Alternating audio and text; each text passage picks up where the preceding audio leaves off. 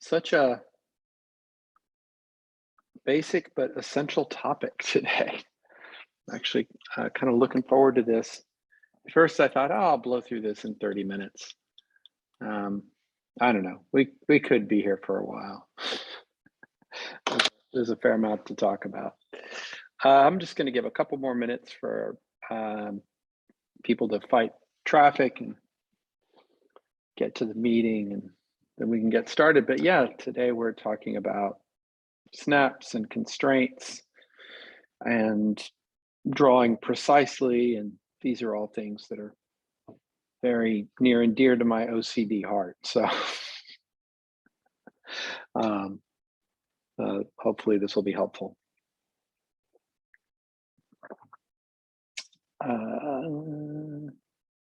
I'm going to go ahead and share my screen.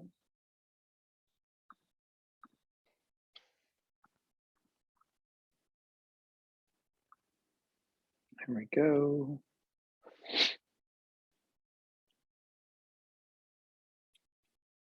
I have a bunch of things I don't need to have hanging around.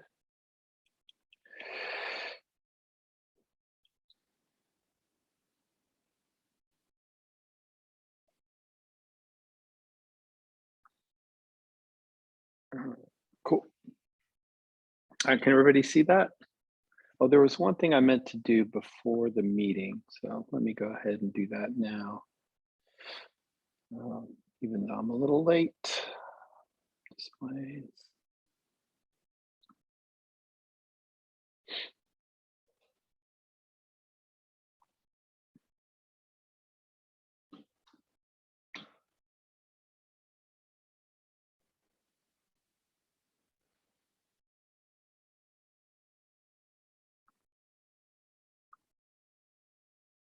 Okay.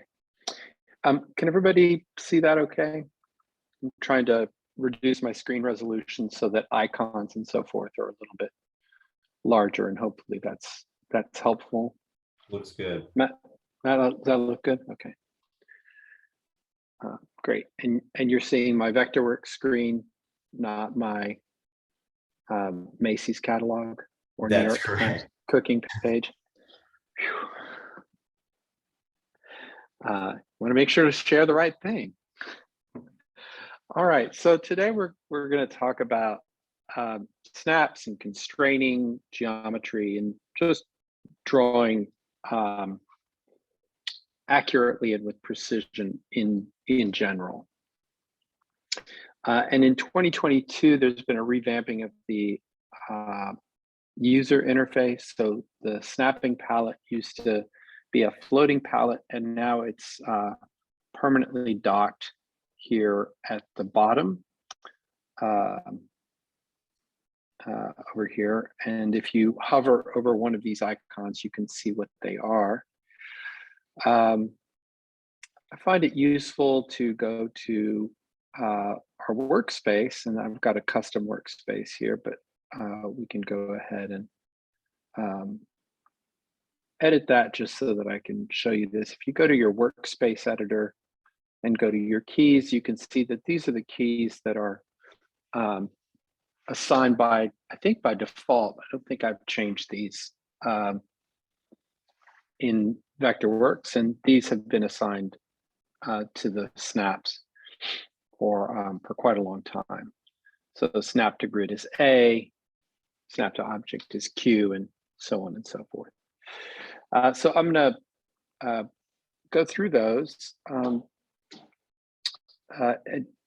the toolbar down here, I guess it's not really called a toolbar, but you've got your general snapping settings, and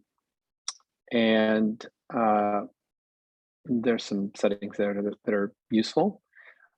Showing your smart cursor cues is always a smart thing. I like to show my snap points. Whoops, something about that to mention. Let me move my palette out of the way here. There we go. So as I'm hovering over a point, you see how it's giving me this little screen hint that says endpoint, endpoint. endpoint, midpoint. Right, so if I just tap the Y key with no modifier, you can't see it, but I just tap the Y key, that little floating text goes away. Right, but I'm still getting the snap.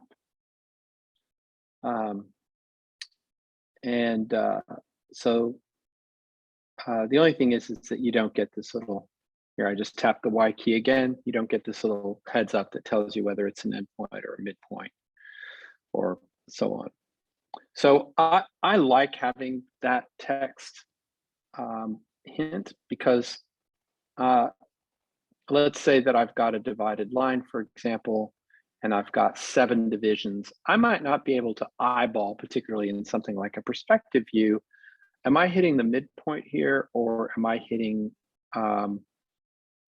something else that's close to a midpoint? And so the little screen hints there are pretty useful. I can also turn those off again with the Y key. So sometimes if the drawing's super cluttered, I might temporarily turn them off with the Y key and then just tap them back on. So let's talk about the grid snap. So I'll just double click down here on the grid snap, and then the grid snap settings will come up. So I can snap to grid and or not. And then I can show also a reference grid. So let's, we're over here at 1/4 inch a foot. So I'm gonna go ahead and make my grid 12 inches. I'll make it symmetrical. And then I'll make my reference grid, say 4 feet, and also symmetrical. And I'll go ahead and show the grid, or I can print the grid, and those are independent. So I can see the grid on screen, but when I print, it's not there, or I cannot see the grid on screen, and when I print, it is there, or not see it at all. Right. So when I do that, you can see that I now have this I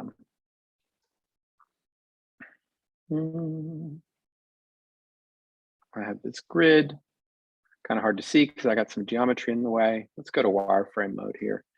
Maybe you can barely see it there. There's the grid, or if I go to top plan view, you can definitely see it. So there it is, there's my grid. This is just a piece of geometry here. This is the actual page. So the grid stops at the page. And when I have my grid snap on, as I'm moving along, I'm going to turn on the grid snap first. And so you can see that,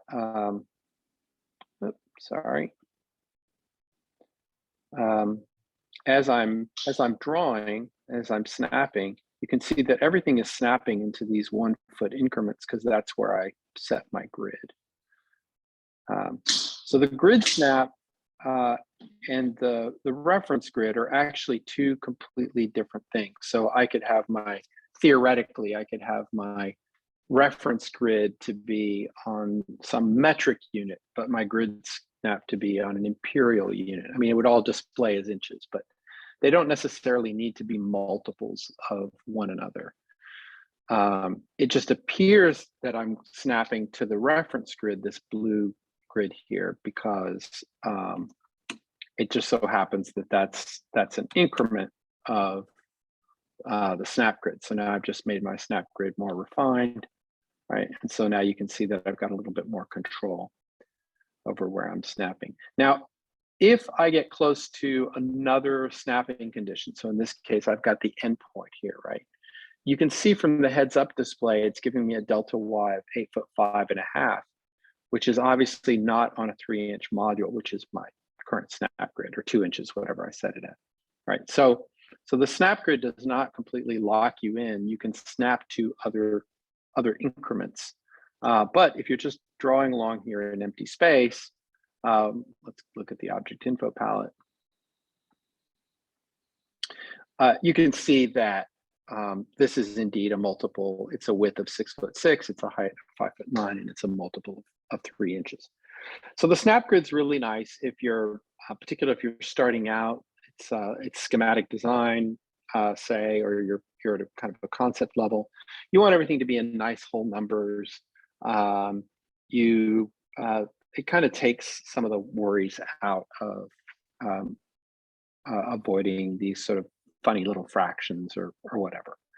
Um, but once you get to a certain point in your drawing, as you get more and more objects in your drawings, you might find that the snap grid starts to become a distraction simply because it's potentially competing with other geometry in your drawing. So I tend to favor using the snap grid early on, and then later I will turn it off. There's something else I want to mention about the snap grid. I'm going to go over here to my Vectorworks preferences, and you can see under. Can you guys see my Vectorworks preference dialog box? Yes. Okay, great. Thanks, Don. So you can see that with my nudge command, I can, if I just use nudge, so in this case, I've got that nudge set to shift arrow, right? I'm just moving things by a, basically by a certain number of pixels. And a pixel is not a real world dimension because it's highly variable depending on my monitor density and how far I'm zoomed in and what scale I'm at and so on. So I can't really rely on pixels as being representative of a consistent real world dimension. But if I have shift command arrow, now as I'm moving objects, I'm moving it by a snap grid increment. So if you're a nudger and you know who you are, then you'll might want to consider using your shift command arrow to move things by a snap grid increment. Bill wants to know if snap grids and reference grids are Vectorworks preferences or document preferences. Those are Vectorworks preferences. So here's my object. I've got that selected, and I've got I think I said Command Shift, and so there it is. I'm moving it along, and you can see if you look at its delta X and delta Y, or I'm sorry, X and Y coordinate in the object info palette. Watch as I nudge it, it's moving in 3-inch increments. That's really kind of nice because I'm using the snap grid move. But if I just do a shift command option, now as I'm, shift option move, now as I'm moving it, do you see how it's like, look at the Y value, the Y coordinate. It's just some weird dimension, right? So that's because I'm not doing an option command shift. I'm sorry, a shift command move. I'm just doing, well, now I am, but if I'm just doing a shift move, then it's just moving by 1 pixel. And, you know, that's anathema to me. So I'm just gonna, before I, make myself crazy, I'm gonna change that dimension to 2'3" for its coordinate. So that's another nice little feature of the snap grid. And of course, I might be asked, hey, what is the best snap grid increment to use? Well, it depends. It just depends on the scale of the drawing or model that you're working on. If you're, doing some sort of large scale, urban amenity, well, probably, a foot. If you're drawing some details, maybe a 1/16 of an inch. So it'll vary, and obviously you can change that. And so early on I might have it on, and then I may turn it off. And generally speaking, I set that snap grid dimension to whatever tolerance I'm willing to have. So there we go. So that's my snap grid. Now the next one over here is my object grid. And that's what is allowing me to snap to objects. So if I grab this rectangle from its corner, I can just snap right here to the bottom right, and or the top left, or the center, right? All of those things. And of course, if I have my if I have my drawing to be automatic, right? So I've switched over to the line tool, and I've now set my drawing to be automatic, either layer plane or automatic. In this case, it's automatic. And so now, as I'm moving along this surface, I've picked a very unfortunate color for this solid. Let me pick a different color. There we go. So as I'm moving along this surface, right, it's highlighting blue, and so it's telling me that I'm drawing on that surface. So now that object snap is paying attention to the geometry of the particular surface that's highlighted, so that I could say draw a line from that endpoint to the center here. And that line is it's right here, it's on the plane, it's moved, you know, as I'm moving around, it's not a screen plane object, it's stuck to the surface. Likewise, I can draw a rectangle, right? I've got, again, automatic is up there, and I can go ahead and say draw a rectangle from this center to that corner, and I'm able to do that because of the object snap. This one right here, endpoints, midpoints of edges, center points, quadrant points, insertion points, vertices, all of those. I generally leave all of those turned on. We'll talk specifically about master snap points a little bit later. So next, I've got my angle snaps, and generally speaking, I have those set in at 30 and 45 degrees. So that allows me to do something like start to draw a line here, and if you see that it's giving me 30 degrees, 45 degrees, and in effect 60 degrees, and then vertical, horizontal, 30, 45, and so forth.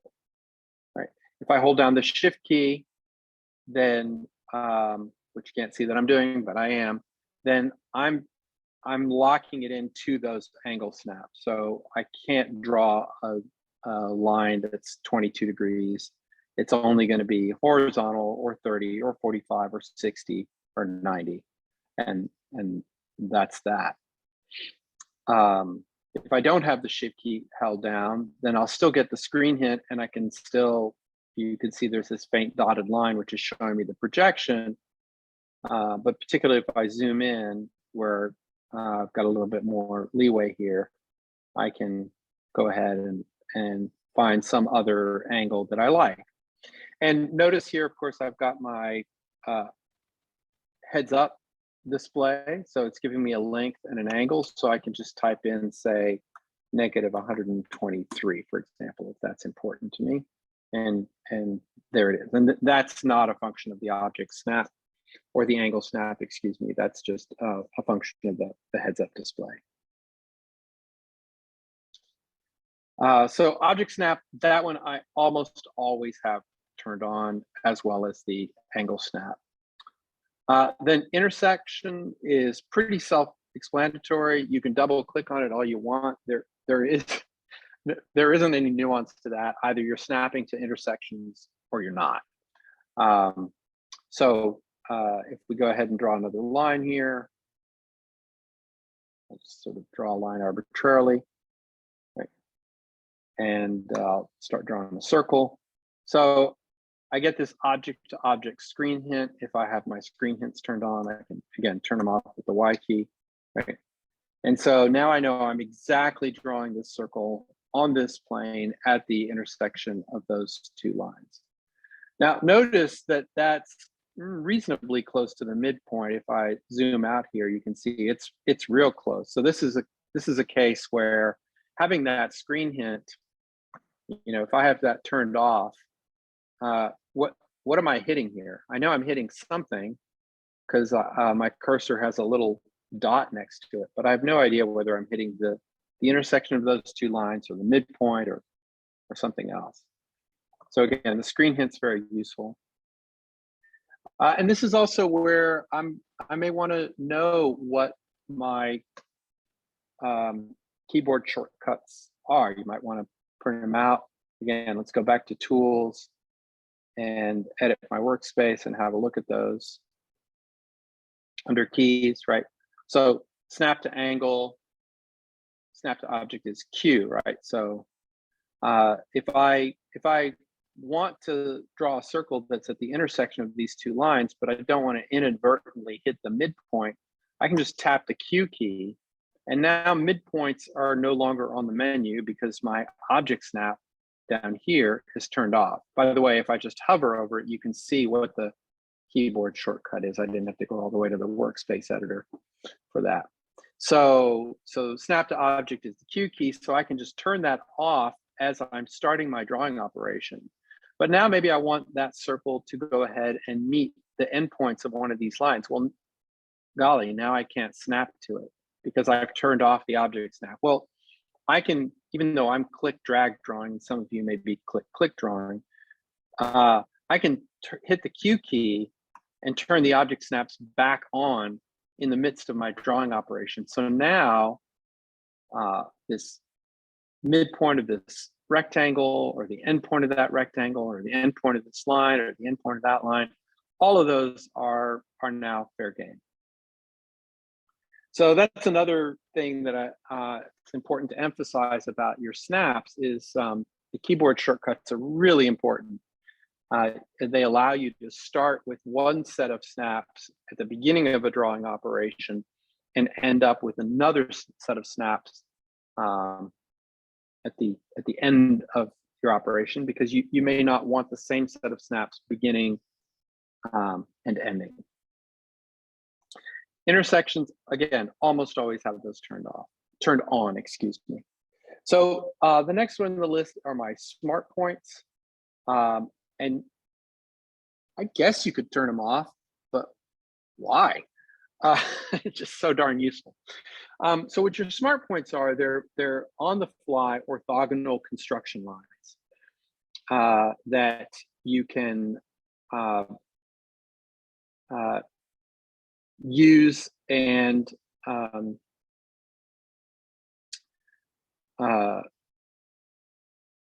without having to actually draw some construction lines. So that's a very uneloquent sort of explanation. So let's say that I wanted to draw a circle and it was at the horizontal extension of this. Here, I'll make these lines bold.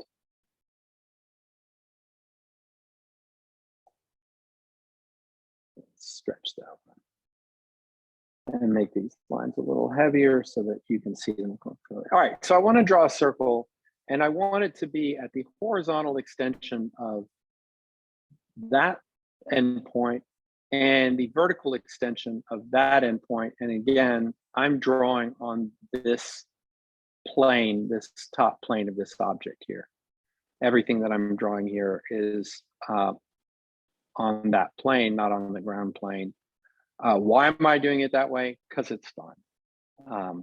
So now I've drawn those two construction lines and I find that intersection with the object to object. Hover over here, right? So, and then I could go ahead and draw that. Now I'm having a problem here because I'm no longer on this plane. And so every time I try to draw a circle, I'm actually getting this plane below it that's angled down, right? Kind of a bit of a conundrum here. On the other hand, and then if I could draw that circle, right, then let's go ahead and create those construction lines a different way. I'll draw a rectangle instead of these construction lines. Right, there's that rectangle again. It's on the plane. And if I give it no fill, you can see that it's the horizontal projection of that endpoint and the vertical projection of this endpoint. And now I'll go ahead and draw a circle.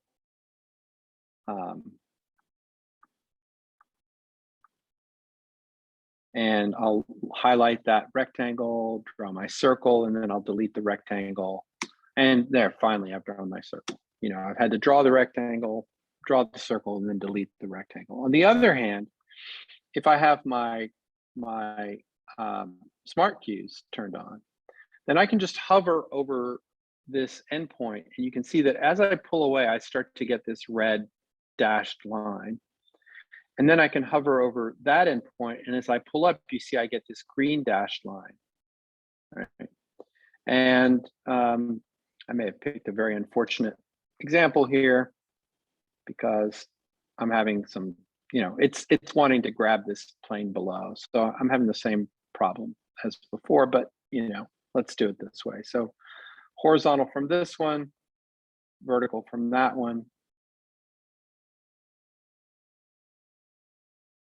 Just hover for a moment, it acquires it. And then when I get to the intersection, the horizontal and the vertical extension of those two objects, then I can go ahead and draw my circle. And you know, if I were to draw a horizontal line and draw, or a vertical line, horizontal line, you can see the circle is at that intersection. So the smart cue here allows me to project these temporary vertical and horizontal lines. And then when I'm done with the drawing operation, they go away and they're completely forgotten. So in that sense, they're very useful because they save me from having to draw these temporary construction lines myself and then going back and deleting them and so on and so forth. So super useful. Always keep that on. If we look at the settings, you can see that I can acquire the smart point if the mouse stops for half a second. I find for me, half a second, 0.6, 0.5 seconds, that's about right. I don't remember what the default is, but half a second, there you go. Much longer, and then you're having to wait. So that's how long you have to wait before you start to acquire a point.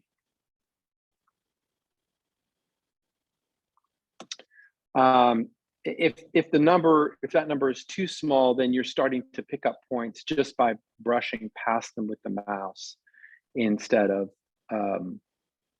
sort of purposefully pausing. So that's kind of a good time delay, that half a second. My next snap is my snap to distance, and so this is where I can either have some distance from the endpoint of a line or an edge that I snap to, or some fraction. I like to do sevenths because it's kind of an easy way to demonstrate that. So I can do it as a percentage, or I can do it as a fraction. I'll go ahead and do the sevenths, or maybe a fifth is good because then I have fewer of them. Great. And so now as I'm moving close to this edge, I don't know if you guys can see this clearly. Here you go, that's probably easier to see. But right over here, close to my cursor, where it says, right where it says object, there's this little caret. And there's another one here. And then it'll give me a screen hint that says along line. So this is 1/5 of the distance of that edge, and this is 1/5 of the distance. If I want not just the fifth, but if I want 2/5 and 3/5 and 4/5, then I would repeat the snap points along the line. And so now you can see just by hovering close to that edge, I'm getting 1/5, 2/5. I'm getting the midpoint. That's the object snap. You can see that the object snap looks a little different. Right, it's just a little vertical tick mark, whereas the divided snaps are these little arrowheads or carets. So 1/5, 2/5, half, right, and so forth. Now, if I hover long enough, if I hover over this point, let's go ahead and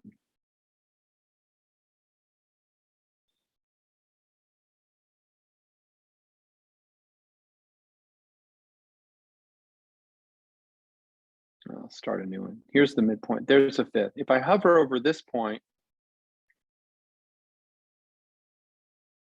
and then I hover over that point, Vectorworks notices that I've picked those 2 points, and now so this is 1/5 of that edge of that solid, but now this is 1/5 of a fifth, and 2/5 of a fifth, and 3/5, and so on. So when I hover over these points, if I wait long enough, then it's going to acquire them as if those were as if that 1/5 of a line were aligned in and of itself. And if I keep hovering, then I might get a fifth of a fifth of a fifth. So you want to be careful about how much hovering you do. And by the way, that long line also works along an arc. So here's a chamfer, right? And it's starting to give me all these little trails, because as I'm moving from one point to the next, now you can see that it's giving me, I'll draw a line to sort of illustrate that. From here to here, now it's giving me fifths along that. I've drawn the line, but if I just hover over the points, over that point, hover over this one, and sort of start tracing the line between them, there you go. It's starting to give me all of these, as if I had drawn this line. It's giving me some additional points. So at a certain point, pardon the pun, at a certain point, that it could start to get pretty cluttered, right? So you might want to just kind of move away for a second and then come back to what you want. But here I'm at the end point. There I'm at 1/5, and I can draw right to the center of that object, if that's somehow mystically important geometry for me. So because along the snap to distance settings tend to leave all of these little visual breadcrumbs, this is one that I, generally speaking, leave off until I need it. It's not something that I just leave on all the time, just because it starts to get a little busy on the screen, and I can inadvertently snap to the wrong thing. So you may have noticed that for the smart points that I demonstrated, it draws horizontal and vertical extensions. So whatever my reference plane is, right? If I'm in top plan view, for example, I'll just draw a rectangle,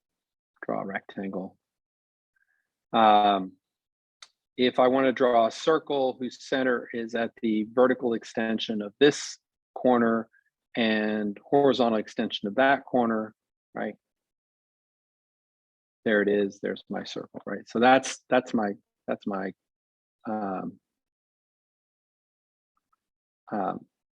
smart point setting. So it's orthogonal, but let's say I've got a rotated rectangle.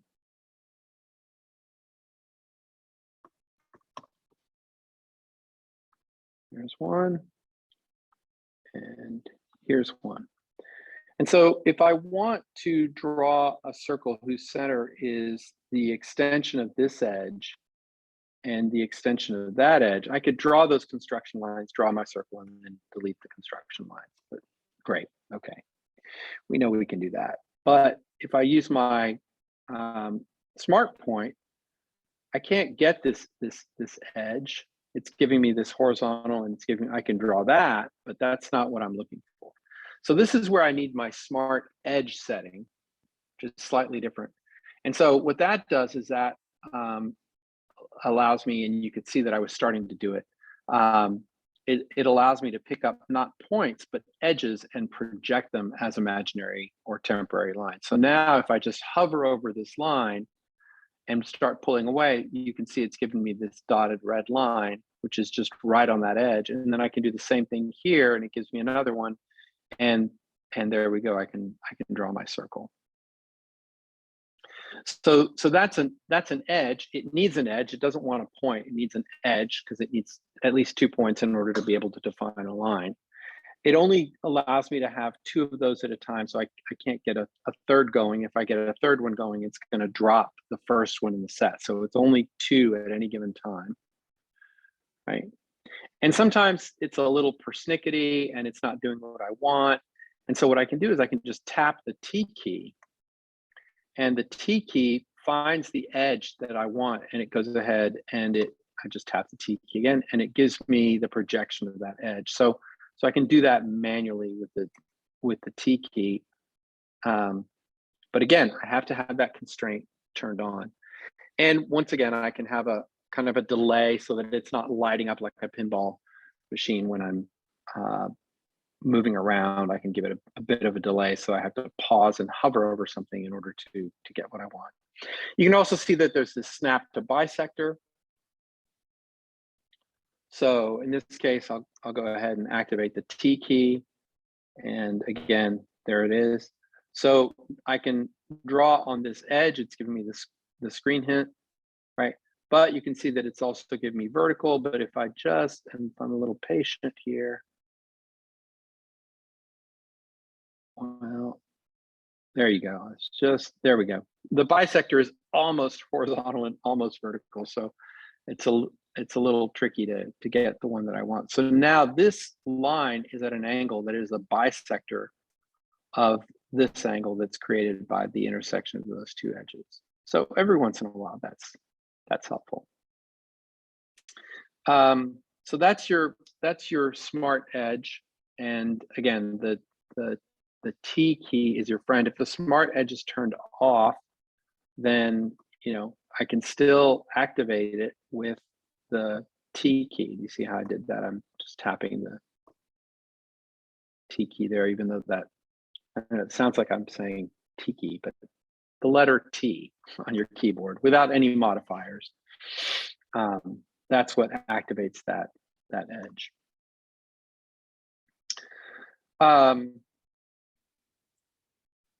And then I've got a couple that are dependent on whether I'm in a 2D or 3D environment. So all of these work in 2D or 3D. On the 2D side, if I have if I have one curve, then I can draw a tangent point, and that's this constraint over here, the snap to tangent. And so if I'm hovering over that edge and I just start drawing a line, you can see that everywhere I go, that line is tangential to that curve in sort of the clockwise direction. If I hold down the Option key, then it's tangential in the counterclockwise direction. If I have 2 circles, right, and I have the tangent snap turned on, then I can go ahead and find this the unique condition, because there is only one that is a tangent line to both of those curves. And if I hold down again the Option key to get the opposite direction, then I can find that tangent line.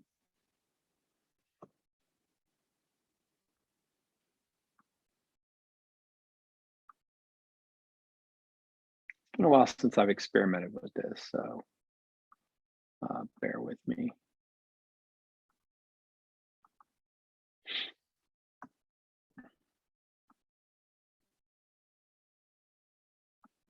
Yeah, and it's not going to give me a tangent to something like a Bezier. It wants it to be an arc or a circle. And then on the 3D side,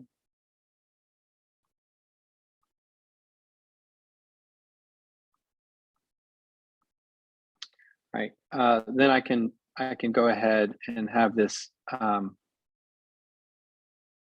snap to working plane. And so I'd have to define a working plane in the first place, and then it would allow me to snap to it. So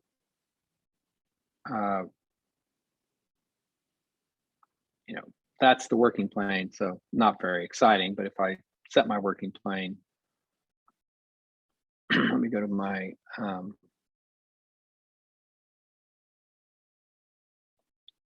working plane palette,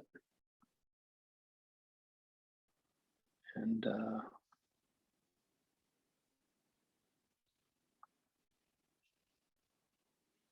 go for set working plane. I could make that the working plane, right? And if I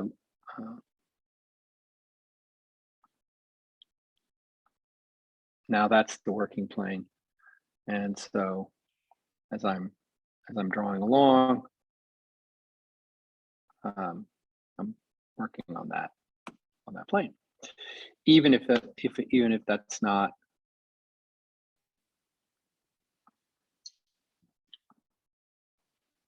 now all of my snaps are along that plane. You notice I didn't have to do the trick I was doing before, where I was using the automatic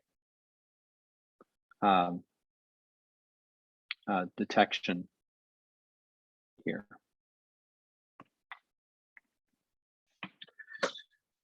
So those are my constraints. And again, there are times when I want to have a certain set of snaps and not others. And so knowing those keyboard shortcuts and being able to toggle through them on the fly is pretty important.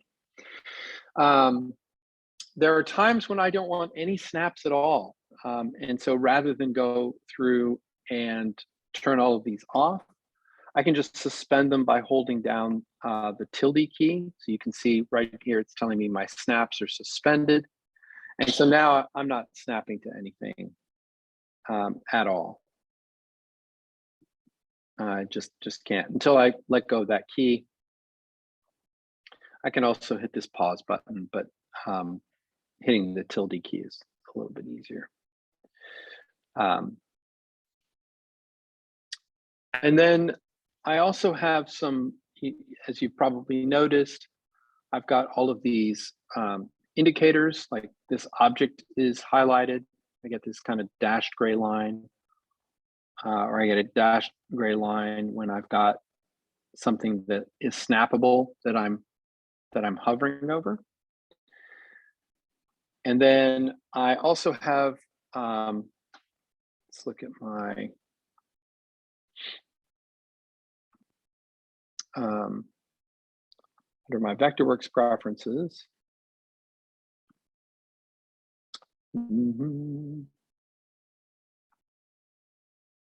There we go. Under my smart options display, no, that's not it. There we go, interactive, so sorry. So I've got my selection box, which is this inner box here. So that's the size of, that's sort of how close I have to be to an object so that when I click on it, I select it. And then I have my snap box size. So how close do I need to be to an object before I can activate its snap? And there are times when again, there isn't really a one size fits all solution to this, right? Like how large or small your selection box or your snap box size is depending on how sensitive your mouse is, the screen resolution that you have, how cluttered your drawing is, and so on and so forth. After a while, you kind of set it and then you start to use it intuitively. You don't want the selection box or the snap box size to be huge, if I make it too large, then, you know, everything in my drawing starts to become snappable because there's just a really large radius to that snap box size. And then same thing with the selection box size. So you can keep that fairly tight if you have good fine motor control. You can make it a little bit bigger, but don't make it too big. Likewise, you don't want to make it too small because then you've got to be really right on top of something in order to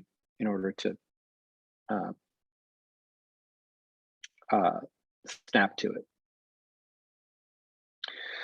All right, let me just catch up to see if there are any questions or if anybody wants to chime in with anything. I don't see anything in the chat box, but anybody have anything to say, ask?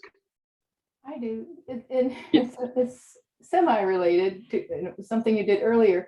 So when you have the when you have a surface plane defined, I'm having trouble removing that. You know what I mean? So if I highlight a surface, but I want to get out of that, I'm trying to think of what I have to go back to, but it won't let go. It keeps that surface highlighted. Okay, so what you're saying is that if I'm starting to draw, let's say I like circles, they're pretty. So if I first of all set my setting to automatic, right? Mm-hmm. And I start to draw on this circle, I'm drawing away on this surface with circles and, you know, lines and whatnot. And you're saying that you're kind of stuck on this plane, and even if you wanted to draw down here or over here, you're having difficulties.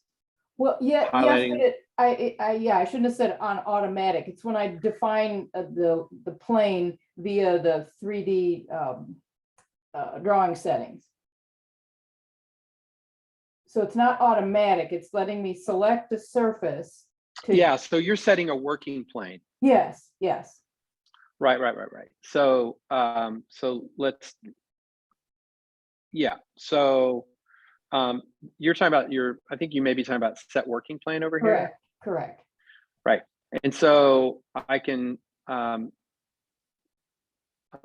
might be a line plane like that. So if I set my working plane,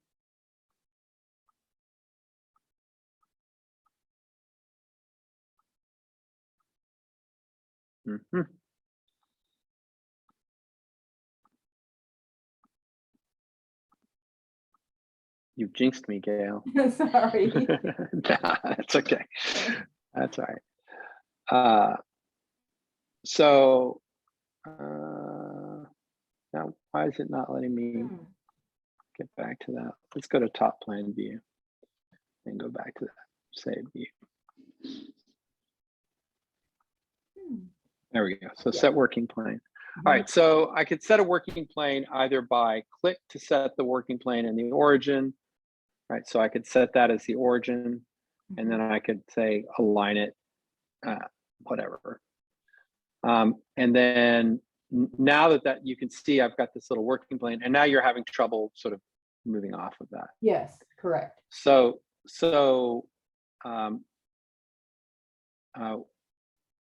I would go ahead and create a new working plane and give it a name.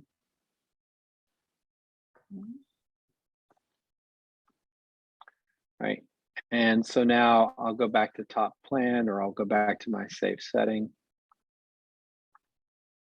Here's one.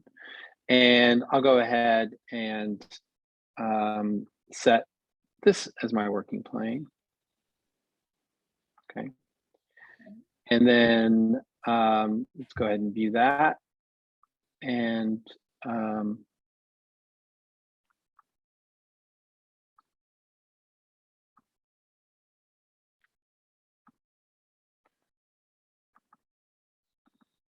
so activate that plane.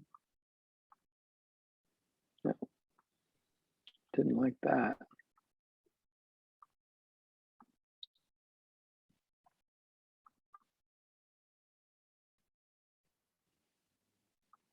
I think I ended up making the same plane twice. Oh, But that's that's one way that you can do that if you've got multiple working planes. Like you want to be able to regularly move from one of these planes to the other and draw on them. That's one approach, is to name those those working planes, um, and use your working planes menu to name them and move to them.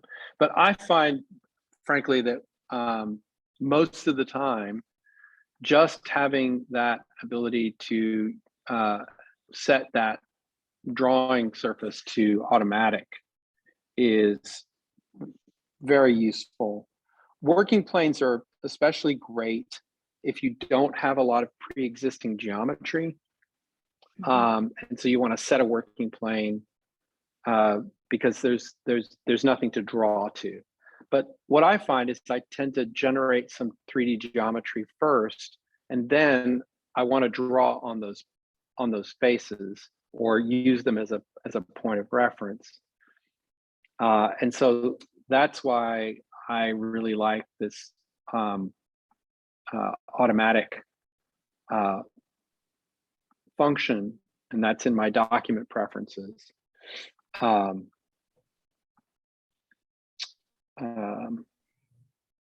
this is a new file, so it does everything. So I would say try that. Now, the thing about the automatic function is it doesn't work for selecting, right? If I have my selection tool, there is no automatic. It only starts to kick in once you have a tool activated that can actually draw or in some way interact with that surface. So it's not until I have my rectangle, my line, my circle, my whatever, my polygon, that becomes an option. okay. I'll play with that then. Thank you. Yeah. But if you use working planes, you got to have this palette open, or it's not very helpful. Okay. That's another helpful. Thank you. Yeah. The next thing I wanted to talk about is let's look at some. There's I don't know. It's not that new. There are master snaps. So here's a situation where I've got a little plan vignette, and you can see that I've got some walls here, and I've got some stucco and some sheathing and some framing, and I've got a baseboard here at the bottom, and I've got some gypboard on the inside of that wall. So as I'm starting to draw from things, then if I zoom in real close, then great, no problem. I can find the frame. But if I zoom in, some distance out, it starts to be a little problematic. So if I look at my wall style, and I'll go ahead and edit that style so that you can see it. This last column in the wall style, and I'm pretty sure there are master snap points for slabs and roofs as well, and other options. You can see that each of these components can have a master snap point. And so here I've assigned left and right to my structural framing of that wall. And all that means is that Vectorworks is going to prioritize, cancel that. Vectorworks is going to prioritize that. So if I want to draw over here, you can see that right away it's snapping pretty easily to the wall frame. It would be rather, I can't even get the stucco, right?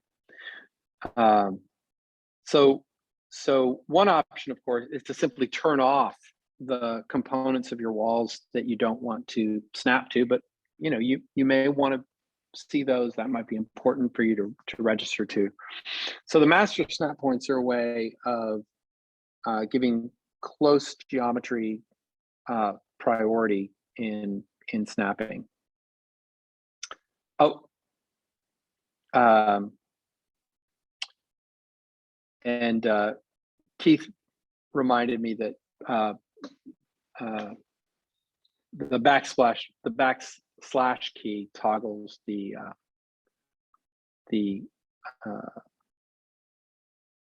automatic plane, so you don't have to keep going to the pull down menu. So that's the master snaps, and then and I've was messing around with my settings when I was demonstrating this to you guys, so it's kind of I got to set it back now to what I want. Master snap. Yeah. Is it possible to override master snap with a key press of some sort so that you can actually get to the outside of the gypsum board in the middle of the operation? Oh, that's a good question.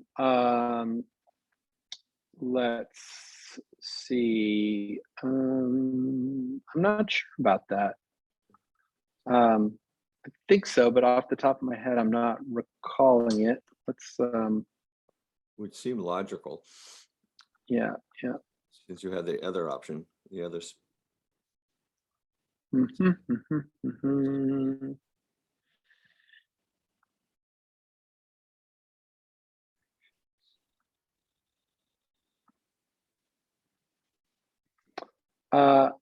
not sure. I'm gonna have to check into that, Bill. If somebody else knows, let's see. Very useful when dimensioning certain things. Yep. Does that tilde key override the snap? Yeah, but it overrides all snaps. Yeah. So that's not helpful. Of course, Okay. you got you do have your zoom loop, right? So if I hover over here and I use my zoom loop, then I can come in and grab the endpoint of that stucco. Well, that works.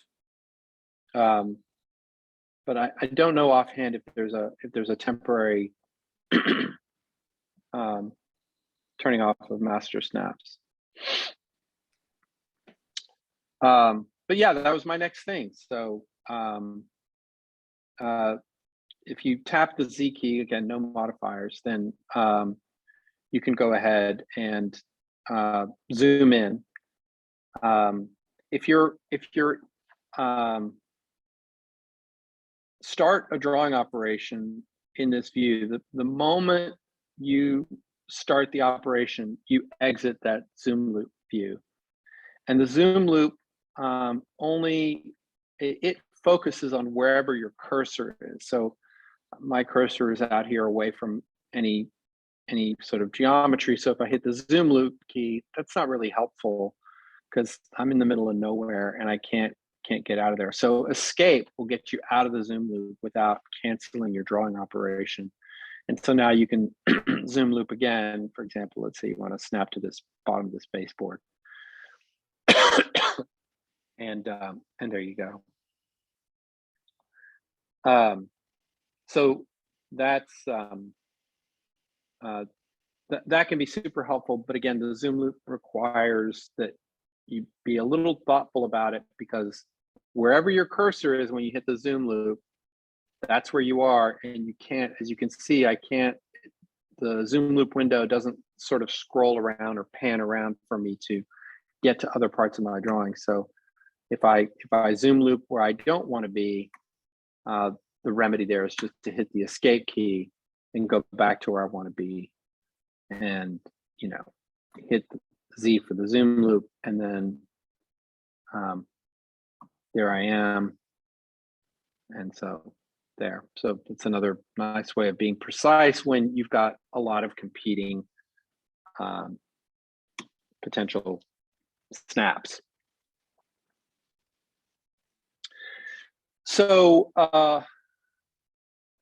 that's sort of snaps in a nutshell.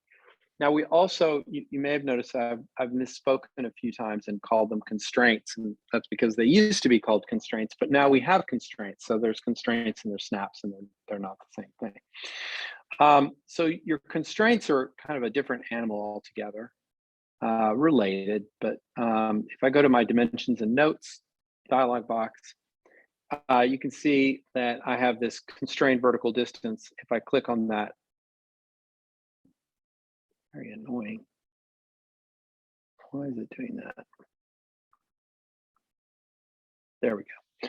So you can see that I have a variety of different constraint types. I'm not going to go through all of them. What these constraints are, you can think of them as sort of dynamic linkages that link one part of your geometry to another. And probably a better way to explain that is just to illustrate it.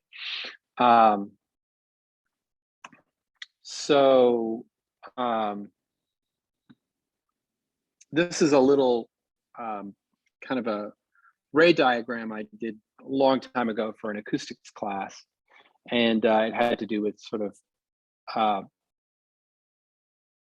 estimating sort of reverberation time, and if you'd have sort of undesirable sort of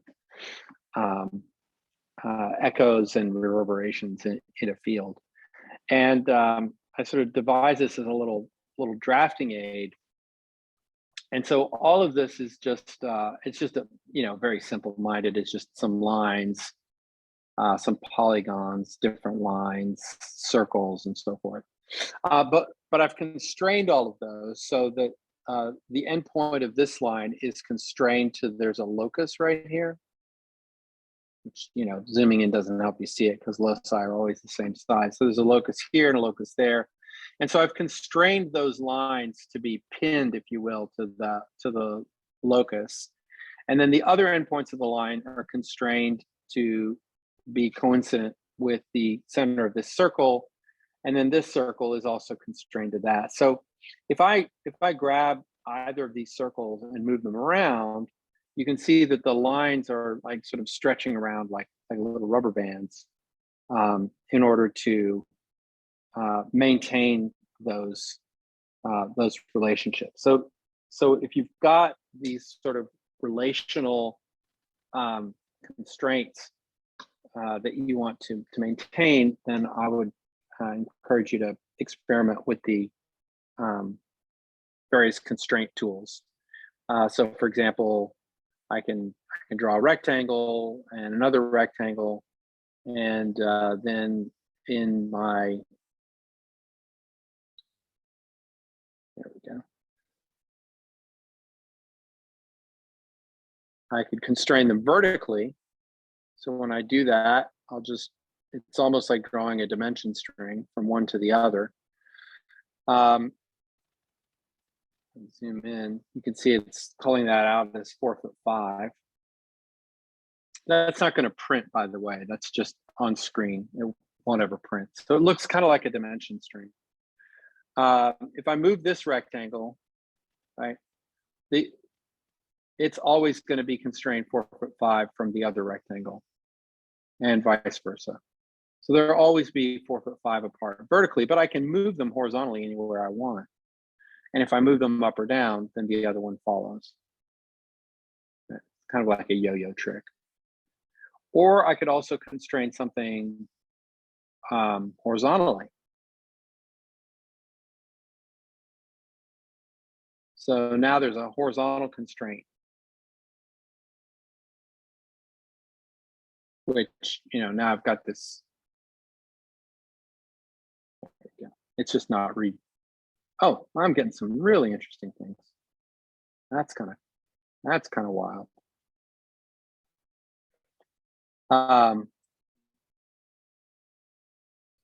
And there's also an edit constraint. You can get some kind of, sorry, my help is over here. Look for edit constraints. It's under modify, edit constraints. And then when you select something, it shows all of the different constraints. So there it is. There's the 5.17. I could go ahead and edit that and make it just 5 feet.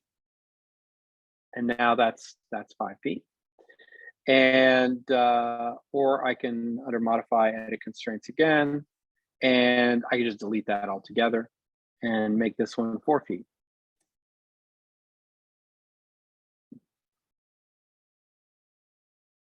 So now they're always 4 feet apart, those 2 points. Now, notice that I'm not constraining the entire rectangle. So if I rotate this rectangle, right, nothing untoward happens. I mean, nothing happens to the other rectangle. And that's because the constraint is always from one point to another. So again, let's go ahead and edit the constraints. I'll just delete those constraints. And I could constrain their total distance from this point to that point. And then if I edit the constraint, make it say 6 feet. Go. Now I move those around, they'll always be 6 feet apart.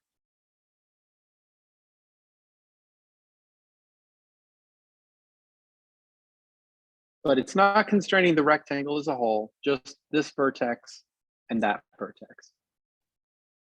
And the constraints are only in 2D, no 3D constraints.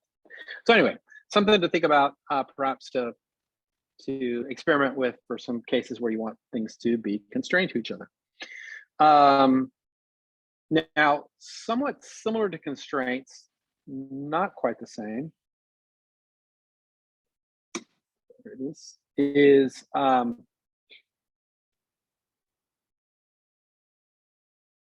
associative dimensioning. So like constraints, associative dimensioning likes a vertex or an endpoint.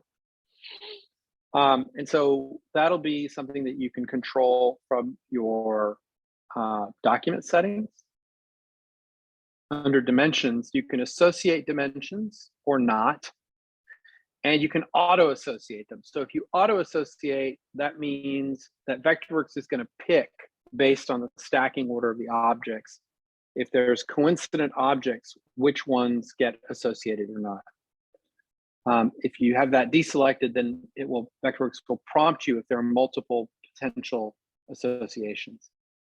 So I'm going to go ahead and associate dimensions, but not auto associate, and hit OK. And so now with just a regular dimension string, right? Let's go ahead and draw something here. A couple of rectangles. And so now with the regular dimension string, I'm going to snap from that point to this point.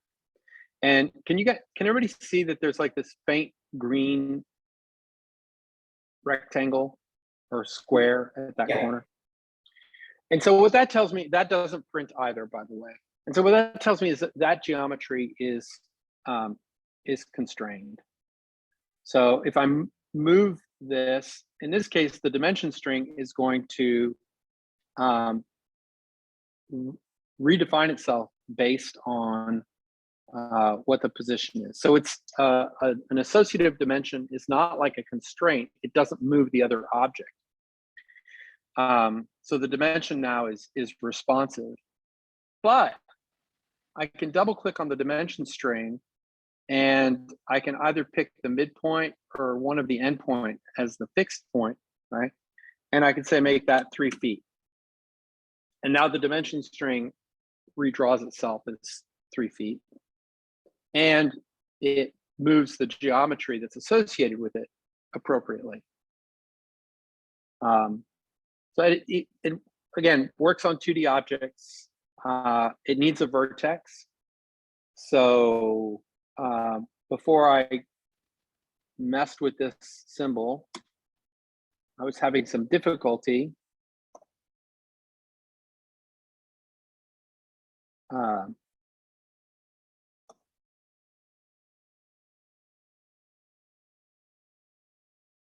you can see this isn't associating, right? I don't have the little telltale green box.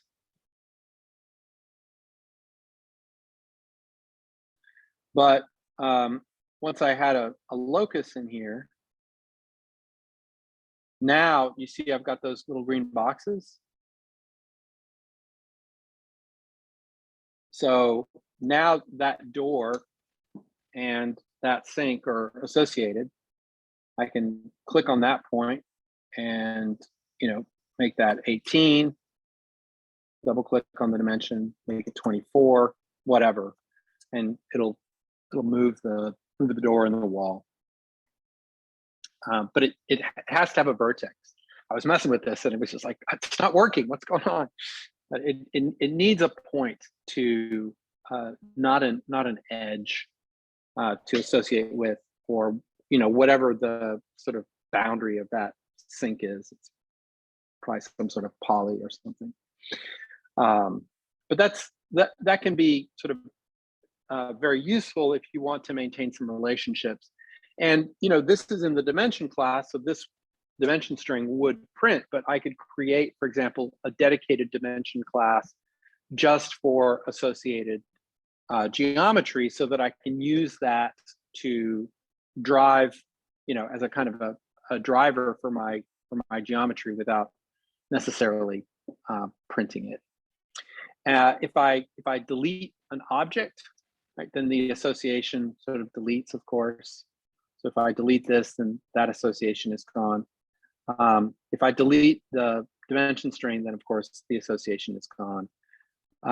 If I want to keep everything, let's see if this will work. Oh, that didn't do it. Yeah, so I was just deleting and pasting in place. There we go. So yeah, if I want to keep that dimension string, but I don't want it to be associated anymore, I could either turn off association, redraw it, or I could just cut the dimension string and then paste it back in place.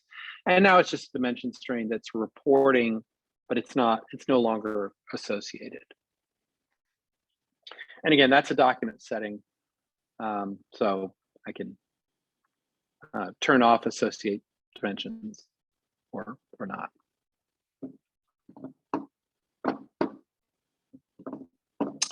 And then I guess last couple of things I wanted to touch on is just in the sort of spirit of drawing accurately, right?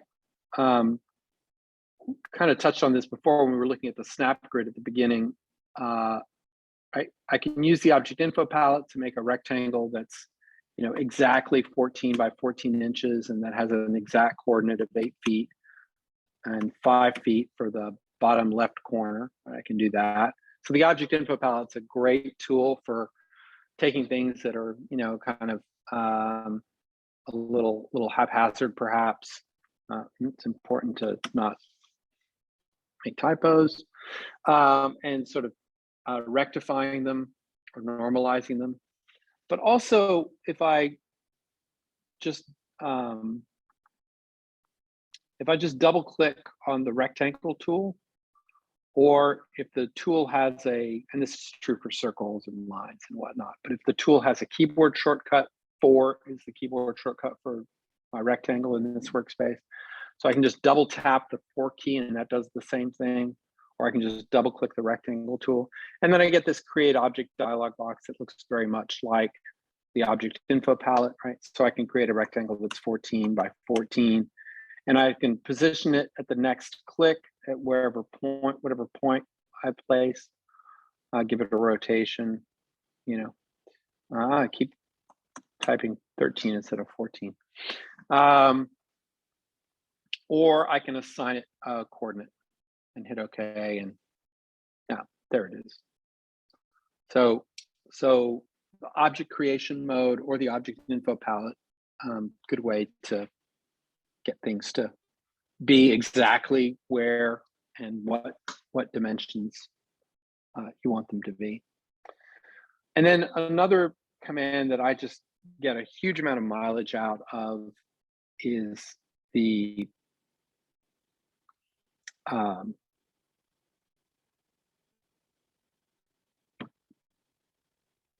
align distribute command. Oh, so hold on before I jump into that. Oh, Guy's asking about the floating icons. Guy, do you mean these? Hang on. No, they're not. You mean these? Yeah, sometimes it's a lot bigger. There you go. Yeah. Yep. Yeah. So yeah, can I get back to that? Sure. Okay, cool. All right, so align distributes super useful. Under modify, align. Oh, there's align to grid, by the way, which, you know, if you haven't been using a grid and you want everything to be on the grid, then you could be brave and align everything to the grid. That can be a little scary. So I can align objects. So for example, let's say I know that I want this light fixture to be centered on the refrigerator. So I'll just snap to that midpoint, and I want it to be centered on the door. So, you know, I'll use my constraints here. Over here, boo boo. Over here, boo boo. And, you know, somewhere in here. There it is. It's kind of pesky when there's some other geometry that's in the way. So this would be a good time for me to turn some things off.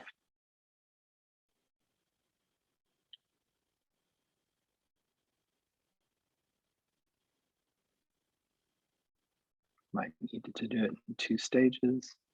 Another really great key, by the way, is when I want something to sort of stick with me, right? Like there's a point somewhere in space, or there's a particular snap point that I like, I can tap the G key. And you see, now that I've tapped the G key, it says datum at the center line of that door. And so that, for this drawing operation, it's remembering that point. So I can only have one of these floating datums, but I can certainly use it in corresponding with that. There we go. So now I'm centered on the refrigerator. Nah, not really. That door swing's killing me. It's just in the wrong place.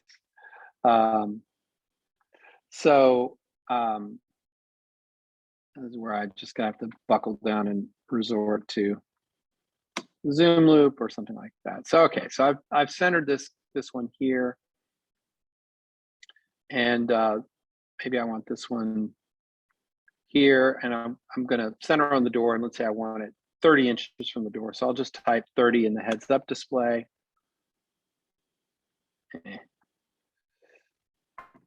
I'll just position it at the door, and then I'll just type 30 inches on the heads up display, and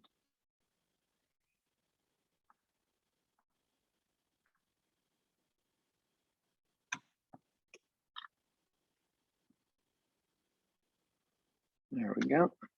Right. And then I want these other light fixtures to be evenly spaced, say. So I'll just use my align distribute command. And so I can align things along the bottom edge, or along the center, or along the top. Or I can align them along the center, or the left, or the right. What I end up doing a lot of is distributing. So I can distribute these so that their insertion points are evenly distributed. And so you can see if I undo and then redo those were distributed appropriately. Sometimes I may want to, and I'm using the insertion points because obviously I've got these labels associated with them, and I don't want the sort of the geometric center of that whole thing. I want the insertion point to be evenly spaced between those fixtures. I might want some sort of a spacing, like an A to A spacing. So I might throw in an extra one and distribute it, and then, you know, get rid of that middle one. Right. So there are all sorts of different ways that I can use distribution, or if I'm slightly out of alignment, distribute. and then align them along the bottom. And then if I include a locus as part of the set, right, these could be all over the place. Just going to move them up and down just haphazardly. And so I could just select all of those. I'm not going to distribute them because I don't want to distribute it according to the locus, but I'll just align their insertion points. And because the locus is part of that selection, right, it'll go ahead and align with the locus. So that becomes sort of the, if I didn't have the locus there, right, let's move this all the way up. It's just going to find the average center of all those objects. But if I include the locus, then it'll go ahead and align everything through the locus. And that's true whether it's vertical or horizontal. And the distribute, you know, it works in walls. Let me make these windows something small so that we can see them. As improbable as that is, right? So I can distribute those and distribute their insertion point horizontally, right? Or maybe this window is wider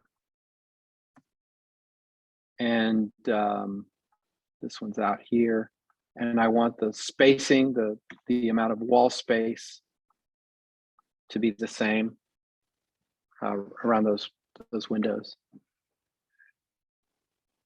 So for placing things and spacing things accurately and in a controlled fashion, align distribute is really great. Sometimes I might need to, you know, first align everything to the bottom and then center it afterwards. So some little combinations that you can do with align distribute that's really super helpful. We're just about out of time. There's something else in the chat. Will the align distribute snap to the grid? No, it doesn't. It ignores the grid. I wanted to get back to Bill, sorry, Guy's questions about the floating icons. So under my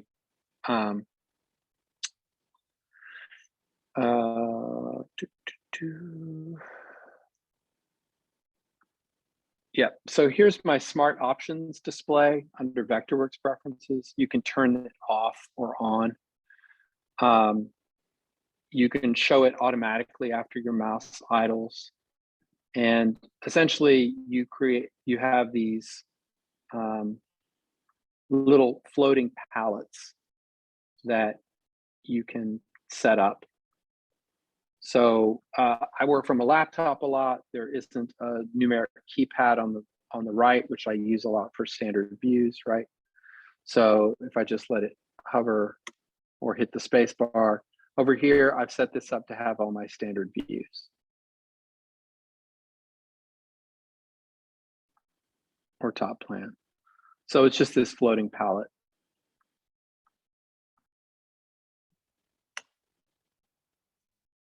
And you can tap the key and it might have your most recent commands over here, most recent tools. And then sort of your basic drawing set is over in this quadrant, and you can customize all of that. So that's what's going on there. And if it comes up and you find it distracting, you can just hit escape and dismiss it. Or again, you can go back to your smart options to display and just turn that off. Thank you. Yeah, I think that came out in what was it, 2021, 2020? I don't know, not the latest version, but fairly recently. Yeah, I think it was 2 years ago, maybe in 2020. Yeah. The same year as the global search up top. Yes. That's right. That's right. All right. Well, I'm sure I've missed some really important details that you're going to want to know about, and probably for most or all of you, a lot of this is old hat, but perhaps there's a couple of things that got jogged that's useful. And are there any other questions before we go? Otherwise, see you in June, I think. Any? It was very Anyone else? helpful, Francois. Thank you. Yeah, sure. Thanks, Francois. All right. Thanks, everybody. Thanks very much, Francois. Francois. All righty. Can I Take ask you care, a everybody. question? Thank you. Always. Good to see you, Keith. Thanks, Matthew. All right. Bye, everybody.